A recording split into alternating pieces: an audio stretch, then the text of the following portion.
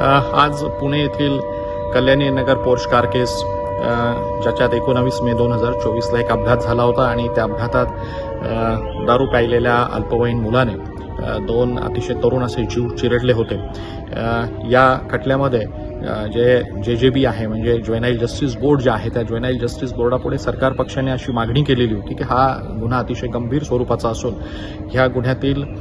जो जबाबदार व्यक्ती आहे म्हणजे ज्याला विधी संघर्षित बालक असं म्हणतात त्या विधी संघर्षित बालकाची खटला किंवा त्याची केस ही अडल्ट सिस्टीम पुढे म्हणजे प्रौढ न्यायालयीन यंत्रणेपुढे चालावी अशा पद्धतीची मागणी सरकार पक्षाच्या वतीनं गुन्हा घडला त्याच वेळेस म्हणजे 19 मे 20 मे आणि 21 मे रोजी करण्यात आलेली होती। त्याच्या संदर्भातल्या सरकार पक्षाच्या युक्तिवादावरती बचाव पक्षाने केलेल्या युक्तिवादावरती दोन्ही पक्षांचा विचार करून आज जे JJB आहे म्हणजे ज्युव्हेनाईल जस्टिस बोर्ड जे आहे त्या ज्युव्हेनाईल जस्टिस बोर्डाने आज निकाल दिलेला आहे आणि हा खटला किंवा ह्या मुलाची जी काही केस आहे ती अडल्ट सिस्टीमकडे म्हणजे प्रौढ न्याय यंत्रणेकडे चालवण्याच्या योग्यतेची नाही अशा पद्धतीचा निकाल देण्यात आलेला आहे। हा निकाल अजून मला संपूर्णपणे वाचायला अजून मिळालेला नाहीये, पण हा निकाल वाचल्यानंतर या संदर्भातला वरिष्ठ न्यायालयाकडे दाद मागायची किंवा कसं याबद्दल आम्ही निश्चितच निर्णय घेऊ। यासाठी ह्या गुन्ह्याचा तपास करणारी पोलीस यंत्रणा, वरिष्ठ पोलीस अधिकारी, लॉ अँड ज्युडिशरी जी आहे महाराष्ट्र गव्हर्नमेंटची, न्याय आणि कायदा आणि न्याय यांच्याशी देखील मी चर्चा करणार आहे, पण मला त्याच्या आधी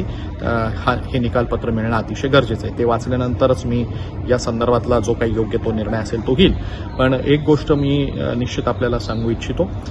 की हा घटना जी काही होती, हा जो काही खटला जो आहे किंवा ही जो काही संपूर्ण गुन्हा आहे, ह्या संपूर्ण गुन्ह्याने न्यायालयीन यंत्रणेच्या मूळ पायालाच हात घातल्याचा प्रकार झालेला होता। कारण ब्लड सॅम्पल बदलण्यात आलेलं होतं आणि हे ब्लड सॅम्पल बदलून तपासाची पूर्ण दिशाच बदलता येऊ शकते की नाही या दृष्टीनं आरोपींनी प्रयत्न केलेला होता।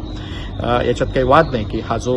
JJBचा जो काही कायदा आहे किंवा ज्युव्हेनाईल जस्टिस ऍक्ट जो काही आहे या ज्युव्हेनाईल जस्टिस ऍक्टमध्येच काही तरतुदी अशा आहेत की ज्याच्याने काही गुन्ह्यांना गंभीर किंवा हिनियस मानायला नकार दिलेला आहे। मेहरबान सर्वोच्च न्यायालयाचे देखील काही निवाडे ह्या तरतुदींच्या आधारावरती आलेले आहेत। मुळातच ह्या तरतुदींच्या योग्यतेबद्दल आता चर्चा करण्याची वेळ आलेली आहे। एक कायद्याचा अभ्यासक म्हणून म्हणजे नुसतं ह्या खटल्याचा विशेष सरकारी वकील म्हणून मी म्हणत नाही, पण एक कायद्याचा अभ्यासक म्हणूनच मला असं वाटतं की ह्या सगळ्या तरतुदींबद्दल सविस्तर उहापोह होणं, विधिमंडळात त्याच्याबद्दल नव्यानं चर्चा होणं अतिशय गरजेची झालेली आहे।